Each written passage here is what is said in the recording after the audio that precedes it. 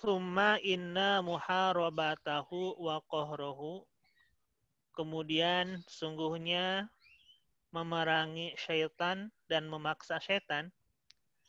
Fima qalahu ulama'una, menurut apa yang dikeluarkan pendapat oleh ulama-ulama kami.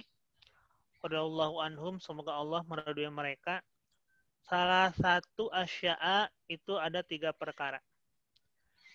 Menurut ulama-ulama ada 3 cara bagaimana mengidentifikasi gangguan setan dan kemudian kita bisa untuk memerangi dan memaksanya. Ahaduha, yang pertama adalah dari yang ketiga perkara tersebut, anta ta'arrofa, bahwa kamu harus tahu, harus mengenal, wa ta'allama, dan kamu pun mempelajari, maka yidahu wahiyalahu, akan berbagai tipu dayanya dan berbagai ini muradib ya, sama tipu daya dari setan. Maka di sini adalah makroh ya. Artinya apa yang ditipu dayakan oleh setan. Fala yatajasaru, maka kalau kita sudah tahu dan mempelajari bagaimana tipu daya setan, bagaimana cara setan memperdayai kita, maka setan tidak akan datang. Damu ya. Maka setan tidak datang hina idzin, saat kita sudah tahu dan mempelajari bagaimana cara setan menggoda kita. Alaika, kepadamu. Diibaratkan kalisi idza alima, kalisi seperti halnya asarik di sini, yaitu pencuri. Misalnya seorang pencuri, idza alima, jika dia tahu si pencuri ini, anna sahibadari, bahwa pemilik rumah, qad ahassa fihi, dia si pencuri itu telah diketahui oleh pemilik rumah, farro, maka si pencuri akan lari, akan kabur. Imam Ghazali mengibaratkan, menganalogikan, kalau setan ibarat pencuri di rumah, kalau si pencuri ini tahu bahwa dia sudah diawasi oleh pemilik rumah, maka kemungkinan pasti si pencuri akan lari. Kecuali kalau di dekat dalam realita kehidupan kita, banyak pencuri yang lebih nekat ya, walaupun sudah ada pengawas CCTV, walaupun sudah diketahui kalau memang dia nekat ya, mencuri aja gitu. Namun ini pencuri pada umumnya, kalau dia tidak ingin diketahui, kalau sudah diketahui dia akan lari. Mungkin kalau mencuri dengan terang-terangan, merampok namanya ya. Kalau mencuri ya ini tanpa diketahui pemilik rumah, pemilik barangnya. Itu yang pertama. Jadi tips yang pertama dari ulama, bahwa kita harus tahu dan mempelajari bagaimana tipu daya setan. Kalau sudah tahu dan sudah mempelajarinya, maka setan tidak akan datang kepada kita. Yang kedua, wasani, dan yang kedua, antas takhiffa bida'watihi, bahwa kita harus menghinakan atau menghindari ajakan setan. Tidak usah memperdengarkan, tidak usah menuruti, tidak usah ajakan setan itu tidak hiraukan, jangan dihiraukan. Fala tu'alliku qalbaka bidzalika, maka ajakan setan tidak akan mengunci hatimu, tidak akan mengaitkan hatimu dengan hal demikian, dengan ajakan tersebut. Wa tattabi'uhu, dan kamu pun tidak akan mengikutinya. Ini atap la tu'alik, wala tattabi'uhu, dan kamu tidak akan mengikuti setan. Fainnahu, maka sesungguhnya hal tersebut, yaitu ajakan setan itu, diibaratkan oleh Imam Ghazali seperti biman zilatil kalbin nabihi. Itu seumpama martabat atau menempati tempat anjing menggonggong. Ini ibaratnya ajakan setan itu seperti anjing menggonggong. In aqbal ta'alaihi, jika kamu menyahutinya, menerima gonggongan anjing tersebut, wali abika walaja, maka anjing itu justru akan menggonggong terus dan mungkin juga akan mengejar kita ya. Tapi when arota anhu, dan bila engkau menghindarinya, membiarkan saja, dicuekin saja si anjing tersebut, sakata, dia akan diam dengan sendirinya. Artinya kalau ajakan setan kita tidak hiraukan, jangan dituruti, maka setan pun akan diam dengan sendirinya, tidak akan menggoda lagi, tidak akan menyeru lagi ke ajakan-ajakan yang buruk. Wah, itu dan yang ketiga, antudi ma dzikrullahi ta'ala. Ini senjata pemungkasnya, yaitu kita harus mendawamkan. Antudima, mendawamkan, melanggengkan, membiasakan sebagai habit dzikrullahi ta'ala, zikir pada Allah Ta'ala. Dengan cara apa zikirnya? Bilisanika wa qalbika. Baik dengan lisanmu dan dengan hatimu. Falaqad qala Nabi sallallahu alaihi wasallam, maka sungguh telah bersabda kanjeng Rasul sallallahu alaihi wasallam, inna dzikrullah, sesungguhnya mengingat Allah, fi janbi syaitani, dalam fi janbi syaitani, ini akan menyakiti seumpama perut setan, kal akilati fi janbi ibni Adam, seperti penyakit yang dirasa oleh perut ya, dalam perut manusia. Jadi seumpama penyakit lambung yang di perut manusia, maka begitulah sakitnya setan ketika mendengar atau menerima lantunan zikir dari umat Kanjeng Rasul sallallahu alaihi wasallam. Mudah sekali untuk penyakit setan itu dengan melantunkan zikir. Artinya kalau dia sakit, maka dia akan menghindari kita. Poin kulta, maka bila engkau berkata, kaifa ta'lamu makaidahu, bagaimana caranya kamu tahu akan tipu daya setan? Wa kaifa tariku, dan bagaimana pula jalan untuk ma'rifati dzalika, untuk mengetahui hal tersebut? Fa'lam, maka ketahuilah. Ya sih loh, Sam. Amro ini ada dua perkara. Cara untuk mengetahui tipu daya setan dan bagaimana cara untuk mengetahui hal tersebut ada dua hal. Yang pertama, annalahu, bahwasannya bagi setan, wasawisa, ada was-was namanya. Apa itu was-was? Ya adalah biman zilatis sihamil lati yarmiha. Ini seumpama anak panah yang dilepas dari busurnya. Wadzalika, dan hal tersebut, perumpamaan was-was ini yang diumpamakan oleh Imam Ghazali seperti halnya busur yang melepaskan anak panah. Berarti ini anak panahnya ya. Kalau sudah dilepaskan dari busurnya, kemudian menuju sasarannya. Nah, sasarannya itu adalah hati kita. Kemudian panahnya adalah was-wasnya. Sedangkan si busur adalah setannya. Dia melepaskan godaan berupa was-was. Berbisikan-bisikan, innama yatabayyanu laka, pastinya hal tersebut jelas untukmu, bima rifatil khawatiri, dengan mengetahui berbagai macam khawatir. Bisikan-bisikan dalam hati ya, khawatir itu. Waksamiha, dan bagian-bagian yang khawatir. Wasani, dan yang kedua, anna lahu hiyalan, bahwa bagi setan pun selain was-was, dia punya juga cara. Biman silatis syabakati alati yansibuha asyadu. Nah, selain was-was, apalagi cara setan yang berikutnya, bahwa sini kita lihat ini seumpama seumpama senjata ini ya, alatin sebuah syadu yang ditegakkan oleh para pemburuan.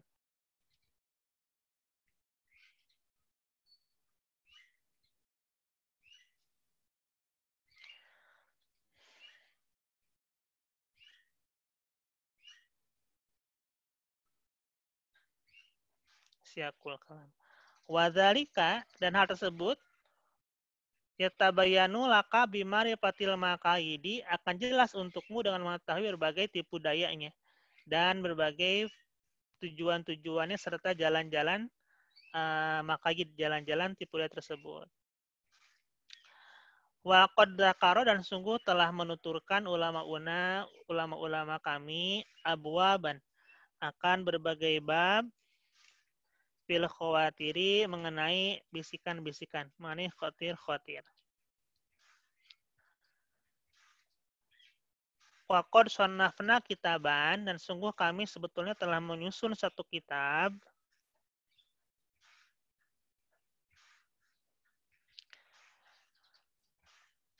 samainahu, yang kami namai kitab tersebut talbisa iblisa, yaitu berupa talbisu iblis.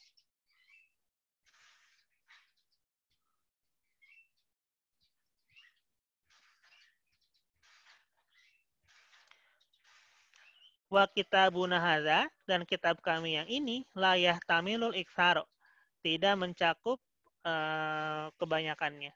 Walakinna, akan tetapi kami nazkuru laka, akan menuturkan kepadamu insyaallah taala min kulli wahidin minha, dari masing-masing dari hal tersebut, dari mengutip dari kitab yang disusun oleh Imam Ghazali sendiri, ya, dari kitab Talbisu Iblis, aslan kafian, asal yang satu, yang pokok, yang cukup, yang mencukupi, idza tasamta bihi, jika kamu berpegang padanya. Namun Imam Ghazali tidak akan menceritakan semuanya, hanya menuturkan yang beberapa yang pokok saja, yang mudah-mudahan hal tersebut bisa membuat kalau kita berpegang padanya akan mencukupi.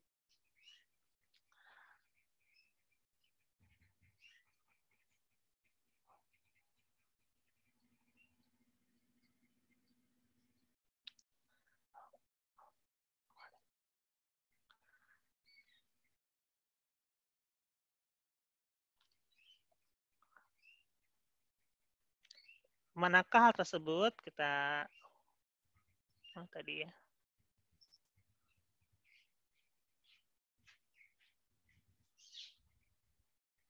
Sebentar, maaf.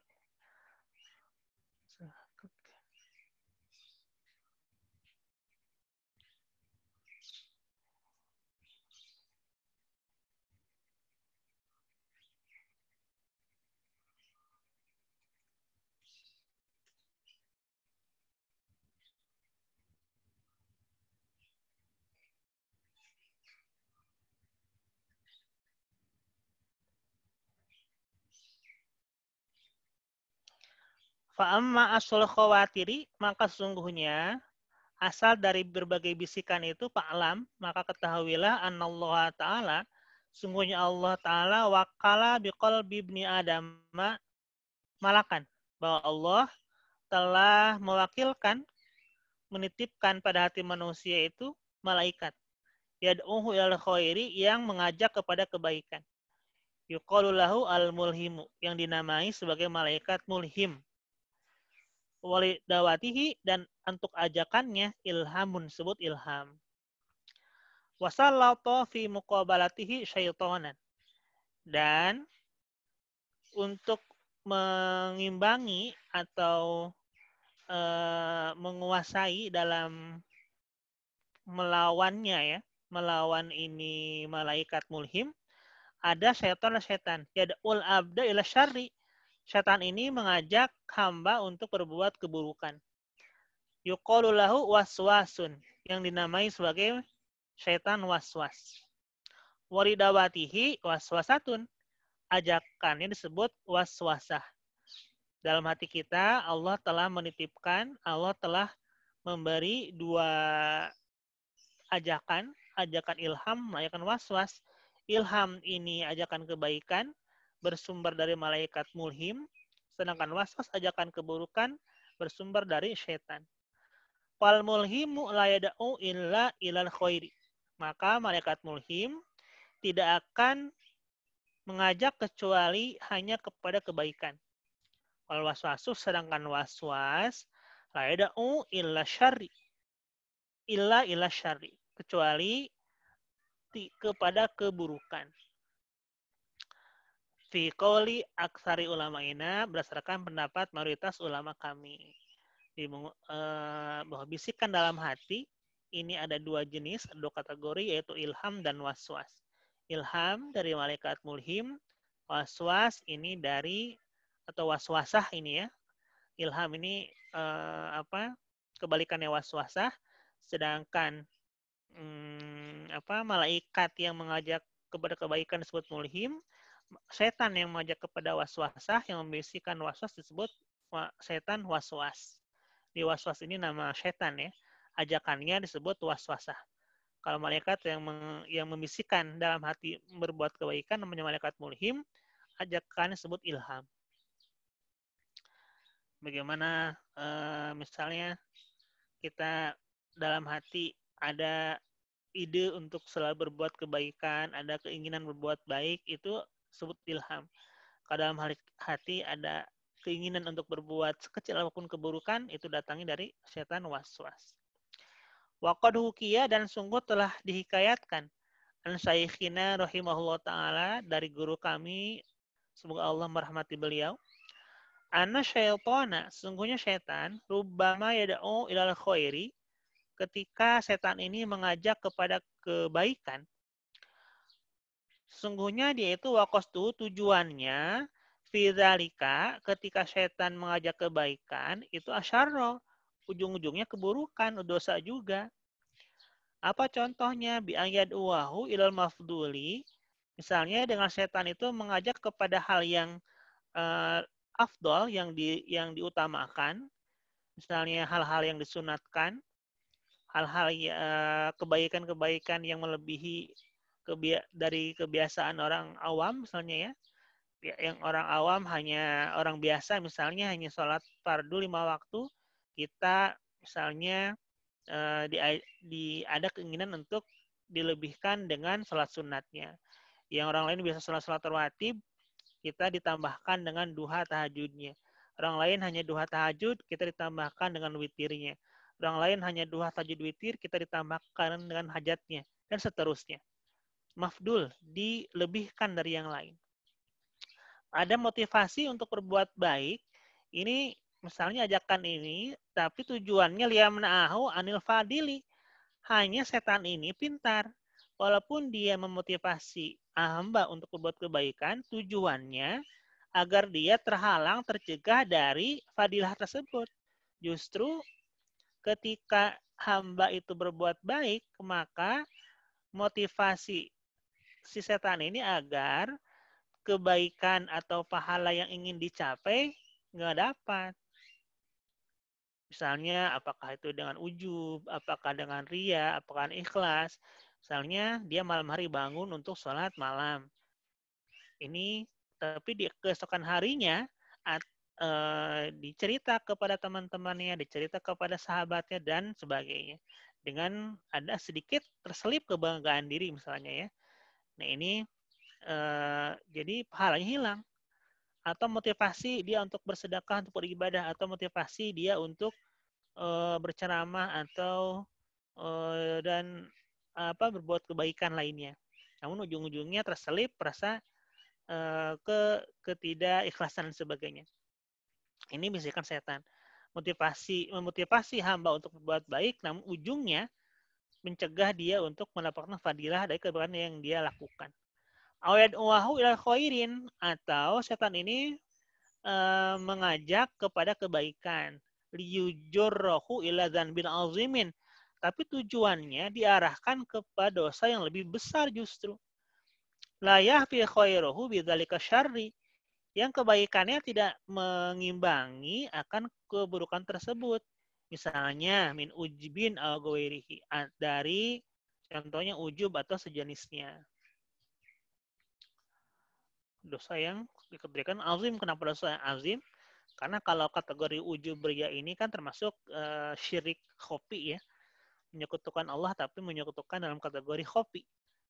Tersamar. Dia ibadah, tapi motivasi ibadahnya bukan lillah, tapi karena pihak lain misalnya ya.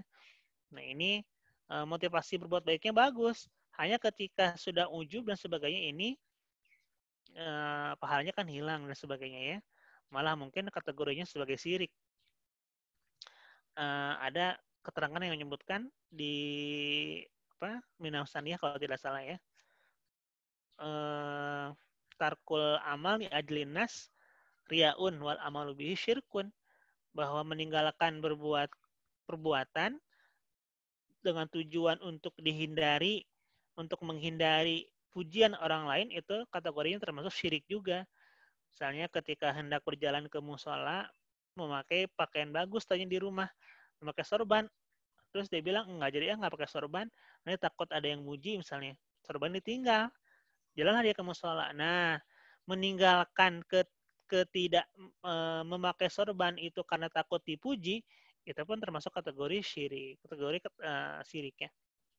Nah ini motivasinya baik, hanya ternyata dijerumuskan untuk berbuat dosa yang lebih besar.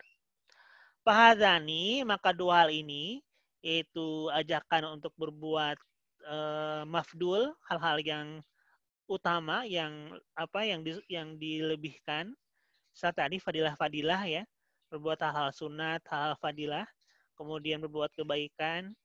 Yang kedua-duanya ini justru bertujuan untuk berbuat dosa. Ko imani ala kolbihi. Keduanya ajakan tersebut menetap pada hatinya. Yad'uwanihi, yang keduanya mengajak ya. Bahwa dan dia, si hamba ini yasma'u qalbahu, akan mendengar hatinya. Yuhissu bidzalika, dan merasa hal demikian. Ala maruya fil ikhbari, berdasarkan apa yang diriwayatkan dalam hadis bahwasannya idza wulida libni adama mauludun, ketika seorang manusia, untuk seorang anak manusia dilahirkan seorang maulud, seorang anak. Jadi ketika seorang manusia memiliki keturunan ya, ketika seorang manusia memiliki maulud, memiliki bayi, qaranallahu ta'ala, Allah menyertakan beserta kelahiran seorang manusia itu malakan, wa qarana syaitanu bihi syaitonan. Allah melahirkan pula, korona menyertakan ya, bersama kelahiran manusia ini binya bi bermana ma'a. Siapa yang Allah ciptakan? Ketika Allah menciptakan bayi, Allah pun menciptakan dengan saat yang sama malakan, malaikat, wa qarna syaitanu bihi syaitonan. Dan dengan setan pula ya. Jadi ketika bayi lahir, maka diiringi kelahiran satu malaikat dan satu setan. Ya Allah menyertakan setan dan malaikat bersamaan dengan bayi yang lahir. Fasyaitonu jathimun. Maka setan ini jathimun ya. Ala udhuni qalbi ibni Adam al-yusra. Dia bersemayam atau berdiam diri pada telinga anak manusia yang sebelah kiri. Wal malaku jathimun ala udhuni qalbil yumna. Dan malaikat bersemayam atau diam di telinga hatinya yang sebelah kanan. Wanihi, dan keduanya, setan dan malaikat ini selalu mengajak si maulud, si anak ini. Makanya kenapa ketika anak dilahirkan, disunatkan bagi kita untuk mengadani si bayi di telinga kanan ya. Wa qala Nabi sallallahu alaihi wasallam li syaitani lamatun bibni Adam wa maliki lamatun. Bahwa di manusia, di hati manusia itu ada setan dan ada malaikat ya. Yakni maksudnya Rasul, nazlatun bida'wati. Itu nazlah atau tempat untuk ajakan lama di hati ya. Min qaulihim, dari ucapan ulama. Lama bil makani wa lama bihi idza nazala bi. Ini kata lama diambil dari ucapan orang-orang Arab, lama bil makani. Lama ini mendiami ya kalau tidak salah. Mungkin nanti Mahaji Hasan bisa menjelaskan lebih di syarahnya mengenai kata lama ini ya. pada intinya bahwa ketika anak dilahirkan, maka dua-duanya, malaikat dan setan akan menyertainya. Tsumma raqaballahu ta'ala, kemudian Allah akan selain itu, selain tadi dua-duanya diciptakan, menemani, mengiringi kelahiran manusia, Allah pun akan fi biniyatil insani tabiatan, menyertakan Allah. Raqabah ini kan arti katanya dari kalau misalnya raqabah menciptakan atau tabiatan ma'ilatul syahwati, menciptakanlah di sini mungkin ya, lebih tepatnya tabiat atau perangai yang condong, mailatan yang condong, yang cenderung ila syahwati, menuju syahwat. Wa nailil ladzati, dan memperoleh kelezatan. Jadi dalam pendirian atau kelahiran manusia, dalam diri manusia Allah pun menciptakan tabiat, watak dasarnya manusia atau asalnya tabiat manusia itu lebih dia menginginkan ma'ilah ila syahwati, menginginkan untuk bersenang-senang syahwat ya, untuk syahwat dan menginginkan kelezatan. Kaifa kanat, bagaimanapun juga ya, pada dasarnya manusia itu ingin senang, ingin lezat, ingin buah, ya ingin yang nikmat, ingin hiburan, ya ingin bahagia dan seterusnya ya. Min husnin au kubhin, baik itu diperoleh dari cara yang baik atau dengan cara yang buruk. Ini basic insting lah ya. Insting dasar manusia ini diciptakan oleh Allah menginginkan syahwat dan menginginkan kelezatan. Bagaimanapun caranya. Padahal maka tersebut adalah hawa nafsis, adalah hawa nafsu, keinginan nafsu, as-sorifati ilal afati, yang menjerumuskan kepada kerusakan-kerusakan. Fahadihi, maka hal ini adalah salah satu duatin, tiga ajakan ya. Kita lihat notnya. Jadi ada 3 ajakan, selain malaikat, selain setan, dan terakhir adalah nafsu. Nah, yang selalu memailah ila syahwat, yang selalu cenderung untuk menginginkan syahwat. Baik itu apa? Kenikmatan duniawi, kenikmatan ragawi, kenikmatan fisik ya, itu syahwat. Nah, ini raqabah, menciptakan pula dalam diri manusia itu tabiat yang selalu mengajaknya kepada hal-hal yang ingin nikmat saja, ingin lezat. Nah, ini dinamakan adalah hawa nafsu. Dengan demikian, bahwa dalam diri manusia ada 3 ajakan, malaikat, ajak yang berupa tadi adalah namanya mulhim, ajakan yang dinamakan ilham, kemudian dari setan, namanya setan waswas, ajakannya waswasah, dan ini yang ketiga yaitu nafsu, yang selalu mengajak kepada syahwat dan kelezatan. Suma'lam, wallahu alam bissawab. Mudah-mudahan dalam keseharian kita, tadi di awal perjumpaan, kita membahas ada cara untuk bagaimana menghindari setan itu.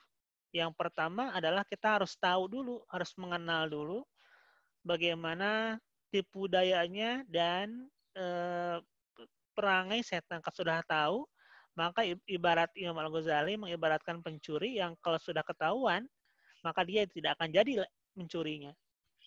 Begitupun setan, kalau kita tahu tipu dayanya, setan pun akan lari, tidak akan jadi menggodanya ya. Kemudian, tapi pamungkasnya yaitu harus tetap zikir. Zikir kepada Allah Ta'ala ini yang dalam tanda kutip untuk menyakiti setan ya, dengan cara berzikir.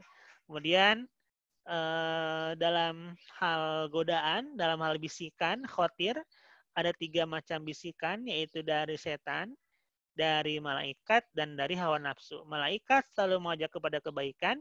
Setan ini tadi ada 2 ajakan ya.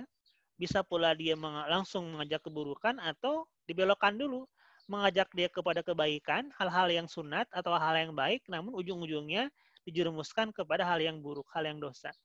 Dan terakhir adalah ajakan hawa nafsu yang dia selalu mailatan ila syahwat wa ila lazat, cenderung kepada syahwat dan kelezatan, kaifakanat apapun caranya, baik dari cara yang baik atau dari cara yang buruk.